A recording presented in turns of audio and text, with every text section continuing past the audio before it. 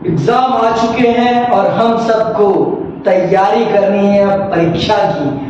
और परीक्षा की तैयारी करने के लिए अगर हमें थोड़ी सी मिल जाए मदद, कुछ महत्वपूर्ण प्रश्नों की जिन्हें हम इम्पोर्टेंट क्वेश्चंस कहते हैं, अगर वो पता चल जाए तो हमारी तैयारी बड़ी जोरदार हो जाती है और हमारे अंकों में बहुत ज्यादा वृद्धि आ जाती है। तो मैं आया हूं आपकी वही मदद करने, और आप मेरे साथ जुड़िए और मैं आपको बताऊंगा वो महत्वपूर्ण प्रश्न जिनको आप करके अपनी परीक्षा में प्राप्त कर सकते हैं अद्भुत अंक। तो चलिए मैं आपको बताता हूं आपके पहले अध्याय के, कक्षा 12वीं के पॉलिटिकल साइंस की पहले अध्याय के महत्वपूर्ण प्रश्नों के बारे में। आप सब जानते हैं आपके अध्याय का नाम है दो ध्रुवीयता का अंत। दो ध्रुवीयता का अंत आपके अध्याय का नाम है। तो इस अध्याय के महत्वपूर्ण प्रश्न कौन कौन से हैं ये जानना आपके लिए बहुत जरूरी है। अगर आप इन प्रश्नों को जान लेंगे तो बखूबी आप इनकी तैयारी कर पाएंगे, और अगर आप इनकी तैयारी कर लेंगे तो आपके अंकों को आपसे कोई दूर नहीं ले जा पाएगा। तो चलिए मैं आपको बताता हूं कि कौन कौन से प्रश्न अगर आप कर लेते हैं तो आपके अंक आपसे दूर नहीं, आपकी मार्कशीट पे दिखाई पड़ेंगे।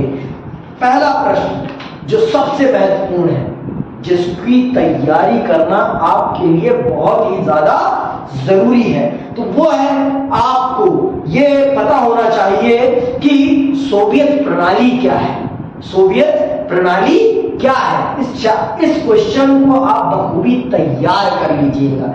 ये क्वेश्चन आप अगर आप तैयार कर लेते हैं तो आप समझ जाएंगे कि सोवियत प्रणाली क्या है और इसने किस प्रकार से सोवियत आपके पूर्वी यूरोप के देशों को अपने साथ किया, और क्यों ये शीत युद्ध के समय काल में इतनी बड़ी अर्थव्यवस्था बनकर उभर पाई। ये प्रश्न है आपका। फिर दूसरा प्रश्न जो सबसे महत्वपूर्ण है, गोर्बाचेव और सोवियत संघ का विघटन। सोवियत संघ के विघटन में मिखाइल गोर्बाचेव की नीतियों का क्या योगदान है, ये प्रश्न बहुत ही ज्यादा महत्वपूर्ण है। अगर आप इस प्रश्न को नहीं पढ़ के जाते तो आप समझ लीजिए आप अपने 5 नंबरों को संकट में डाल रहे हैं, क्योंकि ये प्रश्न 5 नंबर का सबसे महत्वपूर्ण प्रश्न माना जाता है। इस अध्याय का सबसे महत्वपूर्ण प्रश्न माना जाता है ये वाला। फिर से सुन लीजिए मैंने क्या कहा है। प्रश्न क्या है? गोर्बाचेव की नीतियों का सोवियत संघ के विघटन में योगदान। ये प्रश्न जरूर करके जाइएगा, क्योंकि ये प्रश्न आपके अंकों को प्रभावित करेगा। और तीसरा सबसे महत्वपूर्ण प्रश्न है सोवियत संघ का विघटन क्यों हुआ, उसके कारण क्या है। उन कारणों को समझाना भी आपके लिए बहुत जरूरी है। तीसरा प्रश्न ये वाला भी महत्वपूर्ण है, क्योंकि ये महत्वपूर्ण प्रश्नों की श्रृंखला है, तो इसमें जो भी मैं प्रश्न बताऊंगा आपको वो महत्वपूर्ण ही बताऊंगा, तो ये बात ध्यान रखिए। तो ये प्रश्न भी बहुत ही ज्यादा महत्वपूर्ण है कि सोवियत संघ के विघटन के क्या कारण थे, जिसके कारण सोवियत संघ का विघटन हुआ, या कहिए डिमोलिश हुआ आपका सोवियत संघ। तो ये वाला प्रश्न भी आप बखूबी कर लीजिएगा अपनी परीक्षा के लिए। और चौथे प्रश्न की तरफ आते हैं। विघटन का क्या परिणाम हुआ? जब सोवियत संघ विखंडित हुआ तो उसका दुनिया पर क्या परिणाम हुआ? ये प्रश्न भी आपके लिए बहुत जरूरी है। ये प्रश्न भी आपके लिए बहुत जरूरी है कि सोवियत संघ के विघटन का दुनिया पर क्या प्रभाव पड़ा। ये प्रश्न भी आ सकता है। ये 3 नंबर का भी एक अच्छा प्रश्न बनता है और ये 5 नंबर का भी अच्छा प्रश्न बनता है, और 1 नंबर के लिए भी आपसे पूछा जा सकता है। तो इसमें ये आपको 1 लाइन में लिखना पड़ेगा।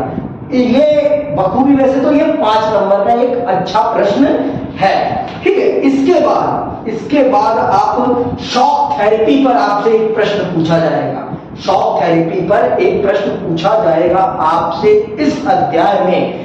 ये मोस्ट इंपॉर्टेंट क्वेश्चंस में से एक है। तो आप इसका प्रश्न कैसे आएगा ये सुन लीजिए। शॉक थेरेपी क्या है अथवा इसके क्या परिणाम हुए, अथवा इसके क्या परिणाम हुए, कुछ ऐसा प्रश्न आपके सामने रखा जाएगा। तो इस प्रश्न की भी आप अच्छे से तैयारी कर लीजिएगा, जिससे कि आपकी इस चैप्टर पे बखूबी अच्छे से पकड़ बन जाएगी। ठीक है, तो मैंने दोनों प्रश्न बता दिए, शॉक थेरेपी क्या है अथवा इसके क्या परिणाम हुए। ये दोनों प्रश्न अलग अलग है लेकिन एक में ही आएंगे, और ये 5 नंबर और 6 नंबर के बखूबी प्रश्न बनते हैं। दोनों को स्प्लिट करके भी पूछा जा सकता है, इसको 3 नंबर का भी बनाया जा सकता है, इसको 6 नंबर का भी बनाया जा सकता है। तो ये आप बखूबी समझ लीजिएगा।